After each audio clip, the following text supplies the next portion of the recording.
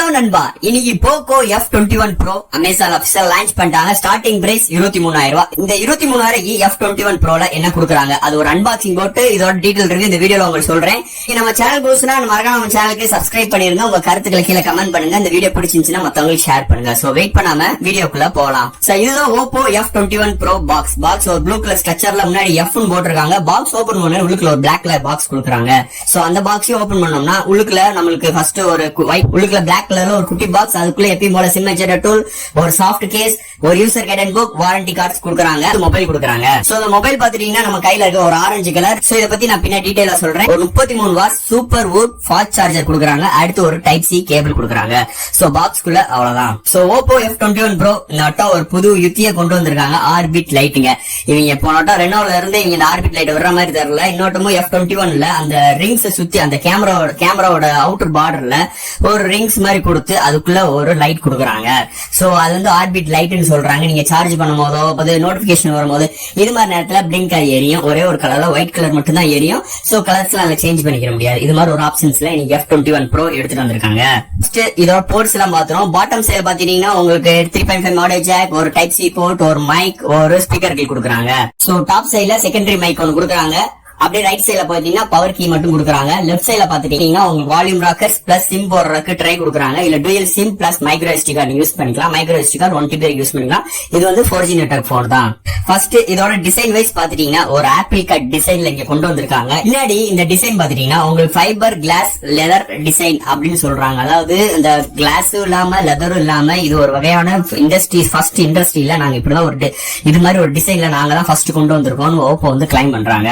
So இந்த orange கலர்ல மட்டும்தான் உங்களுக்கு இப்படி வரப்போகுது. இது தவிர்த்து உங்களுக்கு பிளாக் கலர் ஒரு வேரியன்ட் இருக்கு. அது வந்து நார்மலா பிளாஸ்டிக் தான் இருக்கும். பட் ஆரஞ்சு கலர்ல நீங்க வாங்கினா மட்டும்தான் இந்த லெதர் பினிஷ்டு டிசைன் வந்து உங்களால பாத்துக்க முடியும். சோ ஒரு புது வகையான டிசைனா இருக்கு, நல்லாவே இருக்கு. கேமராமேன்ஸ் ஒன்னும் மாத்தல, எப்பயும் போலதான் அங்க கேமராவோட டிசைன்ஸும் இருக்கு. இருந்தாலும் பின்னாடி உங்களுக்கு பிளாஸ்டிக் தான், ஃப்ரேமும் பிளாஸ்டிக் தான். முன்னாடி Gorilla Glass 5 உங்களுக்கு ப்ரொடெக்ஷன் கொடுக்குறாங்க.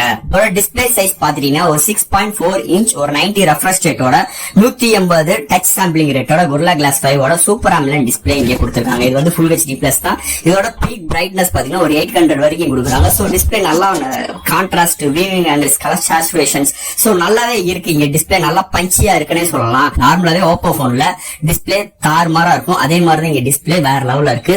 அடுத்து இந்த மொபைலோட யூனிக்கான விஷயங்கள் நம்ம பாத்துறோம். சோ இதோட வெயிட் ஒரு 175 கிராம். இதோட திக்னஸ் ஒரு 7.4 mm திக்னஸ். வேற லெவல். நீங்க வெயிட் அந்த திக்னஸும் தாறுமாறா இருக்குன்னே சொல்லலாம். சோ அடுத்து இங்க wifi dual pant support, Bluetooth 5.1, NFC இங்க கொடுக்கல. இங்க 3.5 ஆடியோ ஜாக் இன்க்ளூட் பண்ணிருக்காங்க. இங்க ஸ்பீக்கர் பாத்தீங்கன்னா சிங்கிள் ஸ்பீக்கர் தான் உங்களுக்கு கொடுத்திருக்காங்க. அது மட்டும் கிடையாது, இந்த போனோட முக்கியமான அம்சமே பின்னாடி உள்ள orbit light. So orbit light நிஜமாவே எனக்கு வந்து பெரிய இன்ட்ரெஸ்ட் இல்லன்னே சொல்லலாம்.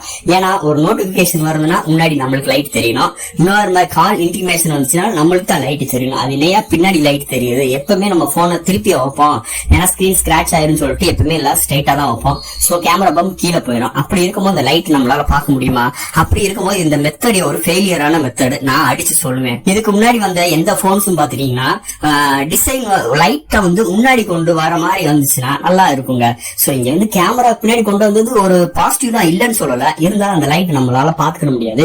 அது சார்ஜ் வரும்போது லைட் எரிஞ்சா என்ன, கால் வரும்போது லைட் எரிஞ்சா நம்மளுக்கு என்னங்க. அடுத்து இதோட பேட்டரி ஒரு 4500 mAh பேட்டரி கொடுக்குறாங்க. சார்ஜ் பண்றதுக்கு ஒரு 33 வாட் சார்ஜர் கொடுக்குறாங்க. 0 to 100 ஒரு 60 நிமிஷத்துக்கு, ஒரு மணி நேரத்துல உங்களுக்கு ஃபுல் சார்ஜ் ஆயிரும். சார்ஜ் ஆயிடுச்சுன்னா பேட்டரி பேக்கப் தாறுமாறா இருக்கும். ஏன்னா இங்க இன்பாக்ஸ் Android 12, அதுக்கு மேல கலர் OS 12.1, ஒரு நல்ல ஸ்டெடியான கிளீனான ஆட்ஸ் இல்லாத ஒரு OS உங்களுக்கு கொடுக்குறாங்க. ஓவரால் இன்னைக்கு இன்பாக்ஸ் 12 கொடுக்கறனால ஆப்டிமைஸ் நல்லாவே இருக்கும். இல்லங்க நான் ரொம்ப யூஸ் பண்ணுவேன், பேட்டரி சீக்கிரம் டிராயிங் ஆயிருந்தாலும் கவலை கிடையாது. ஏன்னா 33 வாட் சார்ஜ் இருக்கனால கண்டிப்பா உங்களுக்கு ஸ்பீடா சார்ஜ் ஆயிரும். அதனால உங்களுக்கு பேட்டரிக்கு கவலை கிடையாது. அதே மாதிரி இல்ல ரேம் பூஸ்ட் இன்க்ளூட் பண்ணிருக்காங்க. கிட்டத்தட்ட ஒரு 5 GB வரைக்கும் எஸ்டிமேட் பண்ணிக்கலாம். இல்ல வந்து ரேம் பேசும்போது DDR4X RAM, UFS 2.1 சப்போர்ட், இல்ல ஸ்டார்டிங்கே ஒரு 128 GB தான் இன்டர்னல். சோ இது மாதிரி ஒரே ஒரு வேரியன்ட் தான் இங்க லான்ச் பண்ணிருக்காங்க. அடுத்து இதோட ப்ராசஸர் இங்க பாத்தீங்கன்னா 680 ஒரு 6nm ஆர்கிடெக்ட்ல GPU Adreno 610 இங்க கொண்டு வந்திருக்காங்க. இது வந்து 4G ஹேண்டில் பண்ற ஒரு ப்ராசஸர். சோ ப்ராசஸரை பத்தி இங்க வந்து நம்ம பேசவே இல்ல. ஏன்னா இதுல வந்து ப்ரோ 5G சொல்லிட்டு ஒன்னு லான்ச் பண்ணிருக்காங்க. இன்னொன்னு இதுல ப்ரோன்னு சொல்லிட்டு 4G ஒன்னு லான்ச் பண்ணிருக்காங்க. 680 எப்படியா இருக்கும்? தயவு செய்து ஒரு கேமிங்காக இந்த மொபைல் எடுக்க போறேன்னா கண்டிப்பா செட் ஆகாது. பேட்டரி பேக்கப் தாறுமாறா இருக்கும். ஏன்னா இந்த ப்ராசரை பத்தி கிட்டத்தட்ட எல்லா விஷயமும் நான் சொல்லியிருக்கேன். ஒரே விஷயம் தான், பேட்டரிக்கு இது நல்லா இருக்கும். ஆனா நார்மல் டே டு டே லைஃப்க்கு நல்லா இருக்கும். ஆனா ஹெவி கேமர்ஸ்க்கு இல்ல நார்மலா விளையாடுற கேமர்ஸ்க்கு கண்டிப்பா இந்த போன் செட் ஆகவே ஆகாது. ஏன்னா G96 காட்டிலும் இந்த ப்ராசர் ஒரு டவுன் கிரேடான ப்ராசஸர். சோ அடுத்து இதோட கேமரா செக்மெண்ட். சோ கேமரா பாத்தீங்கன்னா 64 MP. சோ அடுத்து 2 MP மைக்ரோ லென்ஸ் கொடுத்திருக்காங்க. அடுத்து 2 MP டெப்த் சென்சார் கொடுத்திருக்காங்க. ஃப்ரண்ட்ல பாத்தீங்கன்னா ஒரு 32 MP செல்ஃபி கேமரா. இதுல Sony IMX700G9 ஒரு சென்சார் கொடுத்திருக்காங்க. ரெண்டுமே 1080 30 ஃப்ரேம் பர் செகண்ட்ஸ்ல எடுக்க முடியும். 4K ல எடுக்க முடியாது. ஏன்னா இங்க ப்ராசஸர் செட் ஆகாது. ரெண்டுமே ஃப்ரண்ட் அண்ட் பேக்ல EAS சப்போர்ட் கொடுக்குறாங்க. சோ கேமராக்கு ஏப் ஆப்ஷன்ஸ் கொடுத்திருக்காங்க. சோ இதுல வந்து ஒரு 8 MP அல்ட்ரா வைட் இது மாதிரி விஷயங்கள் கொடுத்திருக்கலாம். பட் ஆனா நீங்க வெத்து போன 2 லென்ஸை கொடுத்திருக்காங்க. இருந்தாலும் 64 MP யோட அவுட்புட் தாறுமாறா இருக்கு. நல்லாவே இங்க கொண்டு வந்திருக்காங்கன்னு சொல்லலாம். இது ஒரு சாம்சங் சென்சார் யூஸ் பண்ணிருக்காங்க. சோ அவுட்புட் நல்லா இருக்கு, டீசென்டா இருக்கு. ஃப்ரெண்ட்ஸ், இந்த Oppo F21 Pro பத்தி கிட்டத்தட்ட எல்லா விஷயம் சொல்லிட்டேங்க.